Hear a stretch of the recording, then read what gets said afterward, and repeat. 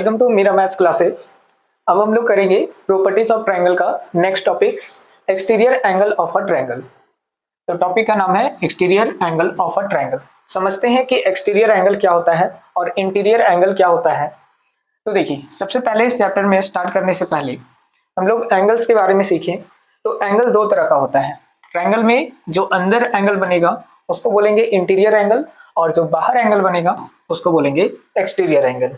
और exterior angle बनता है, साइड को आगे तक एक्सटेंड कर देंगे तो बनेगा यहाँ पे एक एंगल, और इसी एंगल को बोलेंगे एक्सटीरियर एंगल।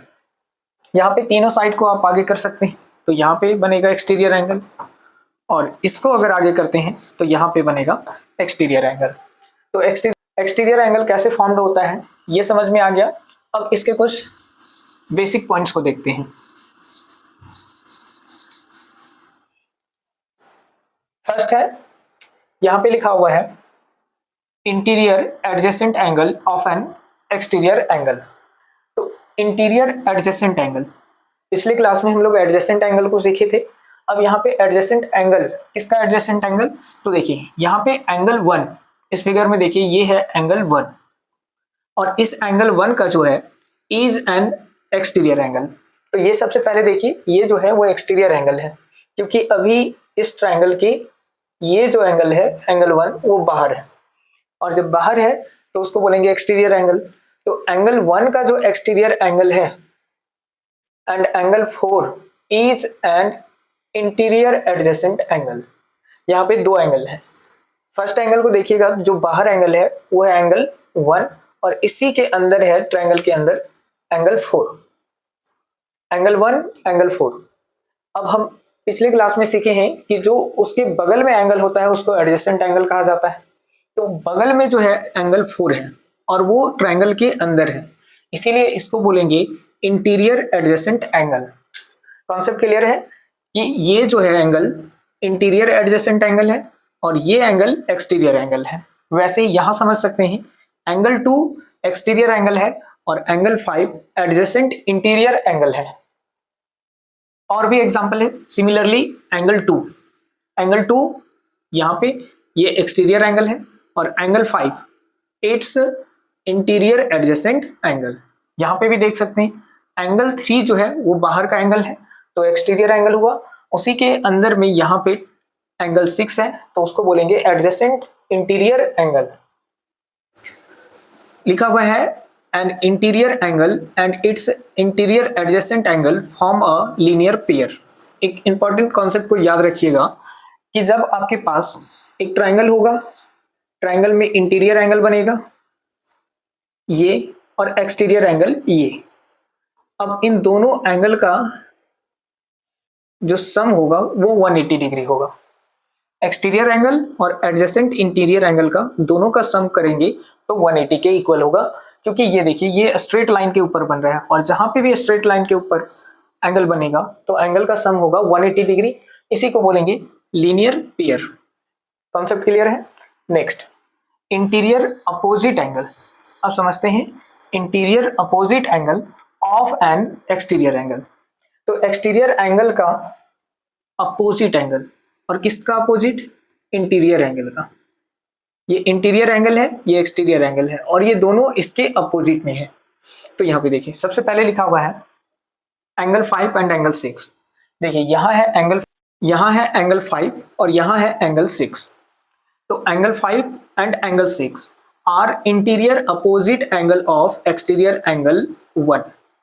यहाँ पे एंगल 1 है, इसके अपोजिट में दो इंटीरियर एंगल है, एंगल 5 है और एंगल 6 है। तो एंगल 5 और एंगल 6 ये हो जाएगा इंटीरियर अपोजिट एंगल, और एंगल 1 हो जाएगा एक्सटीरियर एंगल। वैसे ही यहाँ पे देख सकते हैं जो एंगल 4 एंड एंगल 6 है, देखिए यहाँ है एंगल 4 और यहाँ है एंगल 6। ये इंटीरियर अपोजिट एंगल है एंगल 2 का। एंगल 2 एक्सटीरियर एंगल है और इंटीरियर एंगल हो जाएगा 4 और 6 इंटीरियर एंगल। तो इसको बोलेंगे इंटीरियर एंगल जो होगा वो अपोजिट में होगा एक्सटीरियर एंगल के। Interior opposite angle of N exterior angle. फिर से समझते हैं एक फिगर से। मान लेते हैं मेरे पास एक ट्रायंगल है और इस ट्रायंगल में ये जो एंगल बनेगा वो एक्सटीरियर एंगल बनेगा। अब इंटीरियर अपोजिट एंगल को ढूंढिए, इसके अपोजिट में जाइए, ये है और ये है, तो ये दोनों एंगल को हम लोग बोलेंगे इंटीरियर अपोजिट एंगल और इस एंगल को बोलेंगे एक्सटीरियर एंगल। तो इस एक्सटीरियर एंगल का ये दोनों इंटीरियर अपोजिट एंगल हो जाएगा। नेक्स्ट है एक्सटीरियर एंगल प्रॉपर्टी। तो एक्सटीरियर एंगल प्रॉपर्टी को देखते हैं, ये क्या है, बहुत इंपॉर्टेंट पॉइंट है क्योंकि इसी से सारा क्वेश्चन बनेगा। An exterior angle is equal to the sum of its interior opposite angle. तो हमें अभी ये कॉन्सेप्ट को क्लियर कर लिए हैं कि इंटीरियर अपोजिट एंगल क्या होता है। तो ये एक्सटीरियर एंगल का इंटीरियर अपोजिट एंगल ये है। अगर इन दोनों का सम करते हैं, मान लेते हैं ये एंगल x है और ये y है और ये एंगल z है, तो इन दोनों का सम जब करेंगे ना x प्लस वाई का, तो ये z के इक्वल होगा। इसी प्रॉपर्टी को बोला जाता है एक्सटीरियर एंगल प्रॉपर्टी। अब देखते हैं कि इसको प्रूव कर लेते हैं। यहाँ पे एक ट्राइंगल दिया हुआ है, ट्राइंगल का नाम है PQR, एंगल 1 2 3 और ये 4 है। अब समझिए थ्योरम मेरे पास ये है, ये an exterior angle is equal to the sum of its interior opposite angle. Exterior angle जो होता है वो अपोजिट इंटीरियर एंगल का सम होता है, इसको प्रूव करना है। तो सबसे पहले देखिए हमें क्या दिया हुआ है, दिया हुआ है triangle PQR and QR extended to S। ये है QR और इसको एक्सटेंड किया गया है S तक, कर दिए। उसके बाद हमें प्रूव करना है, क्या प्रूव करना है, एंगल 3 बराबर होगा एंगल 1 प्लस एंगल 2 के। तो एंगल 3 यहाँ पे है एक्सटीरियर एंगल, इसको देखिएगा तो ये है एक्सटीरियर एंगल, इसके अपोजिट में है एंगल 1 और एंगल 2। तो ये एंगल 1 और प्लस एंगल 2 करेंगे तो इन दोनों का जो सम होगा वो एंगल 3 के इक्वल होगा। चलिए इसको प्रूव करने के लिए हमारे पास होगा ट्राइंगल PQR। इसमें पता है आपको कि angle 1 plus angle 2 plus angle 4 is equal to होगा 180 डिग्री, क्योंकि ये ट्राइंगल है और ट्राइंगल का सारा प्रॉपर्टी हम लोग पिछले क्लास में देखें कि इंटीरियर एंगल जो होगा ट्राइंगल का, तीनों एंगल का सम होगा 180 डिग्री। इसी को बोला जाता है angle sum property of triangle. इन तीनों एंगल का सम हो जाएगा 180 के इक्वल। अब हमें दिया हुआ है, या फिर अभी ही हम लोग पढ़े थे कि जो एडजेसेंट इंटीरियर एंगल होता है और एक्सटीरियर एंगल होता है ये लीनियर पेयर होता है, मतलब इन दोनों एंगल का सम 180 डिग्री। तो वैसे ही यहाँ पे एंगल 3 और एंगल 4 का जो सम होगा वो 180 के इक्वल होगा। तो इसीलिए लिखा हुआ है angle 3 plus angle 4 is equal to 180 degree. अब देखिए इक्वेशन, इसको फर्स्ट लेट किया गया है और इसको सेकेंड। इन दोनों इक्वेशन को देखिएगा तो RHS इक्वल है, और जब RHS इक्वल होगा तो LHS भी इक्वल होगा, मतलब एंगल 1 प्लस 2 प्लस 4, ये जो एंगल है वो किसके बराबर हो जाएगा, एंगल 3 प्लस एंगल 4 के। अब इसको क्या करेंगे, सिंप्लीफाई करेंगे। एंगल 4 यहाँ प्लस में है, इस साइड लाएंगे तो -4 हो जाएगा, -4 प्लस 4 दोनों एंगल कट जाएगा, यहाँ से बच जाएगा एंगल 3 और इधर बच जाएगा एंगल 1 प्लस एंगल 2। तो हमारा प्रूफ हो गया कि एंगल 3 जो है वो इक्वल होगा एंगल 1 प्लस एंगल 2 के, और इसी प्रॉपर्टी को बोला जाता है एक्सटीरियर एंगल प्रॉपर्टी। बहुत इंपॉर्टेंट है, सारा क्वेश्चन इसी से बन जाएगा। देखिए जैसे एक एग्जांपल है, एग्जांपल नंबर 6, कुछ ये पॉइंट को भी देख लेते हैं, यहाँ पे इंपॉर्टेंट पॉइंट है, इसको देखिए। N exterior angle is greater than either of its interior opposite angle. तो हमारे पास इंटीरियर जो अपोजिट एंगल है और एक्सटीरियर एंगल है, हमेशा एक्सटीरियर एंगल बड़ा होगा। यहाँ पे जो एक्सटीरियर एंगल बनेगा वो हमेशा इस एंगल से और इस एंगल से हमेशा ये एंगल बड़ा होगा किसी एक का। अगर ये 60 डिग्री है, ये 30 डिग्री है, तो ये होगा 90 डिग्री। तो इस एंगल से ये बड़ा है, इस एंगल से ये भी बड़ा है, तो इसीलिए इस प्रॉपर्टी को लिखा हुआ है N exterior angle is greater than either of its interior opposite angle. अब एग्जांपल को करते हैं। तो एग्जांपल नंबर 1 है,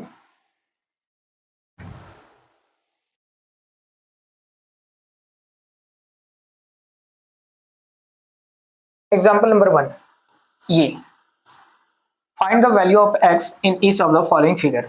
x का वैल्यू फाइंड करना है। तो x का वैल्यू फाइंड करने के लिए सबसे पहले देखिए यहाँ पे जो x है वो कौन सा एंगल है, तो x मेरा एक्सटीरियर एंगल है और ये इंटीरियर एंगल है, और x के अपोजिट में, इन दोनों के अपोजिट में यहाँ पे x है। तो x हो गया एक्सटीरियर, ये हो गया इंटीरियर और इंटीरियर। हम लोग पढ़े हैं एक्सटीरियर एंगल प्रॉपर्टी में, जो एक्सटीरियर एंगल होगा वो दो इंटीरियर एंगल के सम के इक्वल होगा। तो यहाँ से हम लोग x का वैल्यू फाइंड करेंगे, तो ये हो जाएगा इंटीरियर एंगल का सम, मतलब 40 डिग्री और प्लस हो जाएगा 50 डिग्री, दोनों को ऐड करेंगे तो ये हो जाएगा 90 डिग्री। तो हमारा आंसर होगा 90 डिग्री। नेक्स्ट है यहाँ पे फिर से x का वैल्यू फाइंड करना है। तो x इंटीरियर हुआ, ये भी इंटीरियर हुआ और ये एक्सटीरियर हुआ। एक्सटीरियर में दिया हुआ है 70 डिग्री, इंटीरियर में दिया हुआ है x और इंटीरियर में भी दिया हुआ है x। अब एक्सटीरियर इज इक्वल टू होता है इंटीरियर प्लस इंटीरियर। तो एक्सटीरियर का वैल्यू है यहाँ 70, तो 70 रखेंगे, और इंटीरियर में दोनों x का वैल्यू दिया हुआ था x, तो x प्लस x होगा 2x। x का चाहिए वैल्यू, तो ये हो जाएगा 70 में डिवाइड हो जाएगा 2, मल्टीप्लाई वाला इधर आया, डिवाइड हो गया, 2 का टेबल से ये कट जाएगा 35 टाइम्स में। तो यहाँ से x का वैल्यू निकल जाएगा 35 डिग्री। तो ये हमारा आंसर होगा। नेक्स्ट है यहाँ पे ये दिया हुआ है 55 डिग्री, ये दिया हुआ है x डिग्री। अब ये है एक्सटीरियर एंगल, इसके अपोजिट में है ये और ये, तो दोनों का सम करेंगे। 120 एक्सटीरियर एंगल है और इंटीरियर एंगल में दिया हुआ है 55 और x, तो लिखेंगे 55 प्लस x। अब यहाँ से x का वैल्यू फाइंड कर लेते हैं। 120 में माइनस हो जाएगा 55 डिग्री, क्योंकि ये प्लस इधर आया तो माइनस हो गया। 10 में से 5 जाएगा, 5 बचेगा, 11 में से 5 जाएगा तो 6 बचेगा, मतलब ये 65 डिग्री आ जाएगा x का वैल्यू। तो हमारा एग्जाम्पल भी सारा क्लियर है, एक्सटीरियर एंगल प्रॉपर्टी भी क्लियर है, इंटीरियर अपोजिट एंगल क्या होता है, एक्सटीरियर एंगल क्या होता है, और ये लीनियर पेयर क्या होता है, ये सारा कॉन्सेप्ट क्लियर है। थ्योरम को कैसे प्रूव किए ये भी पता होगा, एंगल सम प्रॉपर्टी क्या होता है, और ये ट्रांसपोजिशन किया गया है, ये +4 को इधर लाया गया था तो वो -4 हुआ। अब करते हैं नेक्स्ट क्वेश्चन को। ये सॉल्व करके आंसर आया है 90 डिग्री, 35 डिग्री और 65 डिग्री। एग्जाम्पल नंबर 7 को देखते हैं। One of the exterior angle of a triangle is 33 degree and its interior opposite angle are in the ratio 3:4। Ratio में दिया हुआ है इंटीरियर एंगल का। तो सबसे पहले लेट कर लेते हैं कि इंटीरियर अपोजिट एंगल है वो 3x और 4x है। इसको लेट कर लिए, 3x है और ये 4x है। अब क्या होगा, इंटीरियर एंगल का सम जो होगा वो एक्सटीरियर एंगल के बराबर होगा, क्योंकि क्वेश्चन में दिया हुआ है एक्सटीरियर एंगल 133 डिग्री, तो लिखेंगे 133 डिग्री। 3x प्लस 4x हो जाएगा 7x, x का वैल्यू फाइंड करेंगे तो 7 मल्टीप्लाई वाला डिवाइड होगा और ये 7 का टेबल से कट जाएगा 19 टाइम्स में। अब 19 का मल्टीप्लाई कर देंगे 3 में और 4 में, तो ये हो जाएगा 57 डिग्री और 76 डिग्री, ये हो जाएगा मेरा आंसर। नेक्स्ट है example number 8। In the adjoining figure find the measures of x, y and z। तो x, y, z का वैल्यू फाइंड करने के लिए सबसे पहले इस ट्राइंगल को समझिए। ये जो ट्राइंगल है इसमें से अगर x का वैल्यू चाहिए तो ये है x, इसके अपोजिट में एक्सटीरियर एंगल है 105 डिग्री और इंटीरियर में है x डिग्री और ये z डिग्री। और भी देखिएगा तो इसी ट्राइंगल में यहाँ पे 40 डिग्री और x डिग्री को ऐड करिए, 40 डिग्री और x डिग्री। तो ये जो ट्राइंगल है छोटा वाला ट्राइंगल में, इसमें इसका जो एक्सटीरियर एंगल बनेगा, इस ट्राइंगल का एक्सटीरियर एंगल बन जाएगा 90 डिग्री और इंटीरियर एंगल बनेगा 40 डिग्री और x डिग्री। इसीलिए यहाँ लिखा हुआ है 40 डिग्री प्लस x डिग्री का सम हो जाएगा 90 डिग्री। ये है एक्सटीरियर एंगल और ये दोनों है इंटीरियर एंगल। अब यहाँ से x का वैल्यू फाइंड कर लेते हैं। +40 इस साइड आया, -40 हो गया, सॉल्व किए 50 डिग्री बन गया। तो फर्स्ट x का वैल्यू हो जाएगा मेरा 50 डिग्री। नेक्स्ट अब देखिए यहाँ किया हुआ है x plus y is equal to 180 degree. ढूंढिए x प्लस वाई, ये है x, ये है y। अब देखिए ये है स्ट्रेट लाइन के ऊपर, तो ये दोनों लीनियर पेयर से इन दोनों का सम हो जाएगा 180 डिग्री।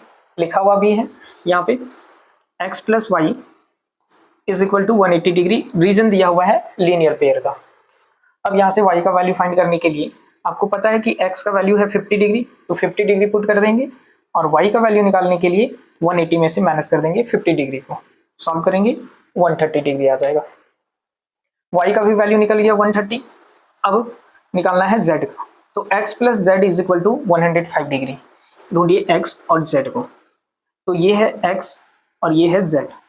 ट्रायंगल को देखिए, इस ट्रायंगल में एक्स जेड जो है वो इंटीरियर एंगल है और एक्सटीरियर एंगल है 105 डिग्री। तो इन दोनों इंटीरियर एंगल का सम इस एक्सटीरियर एंगल के इक्वल होगा। तो x plus Z is equal to 105 degree.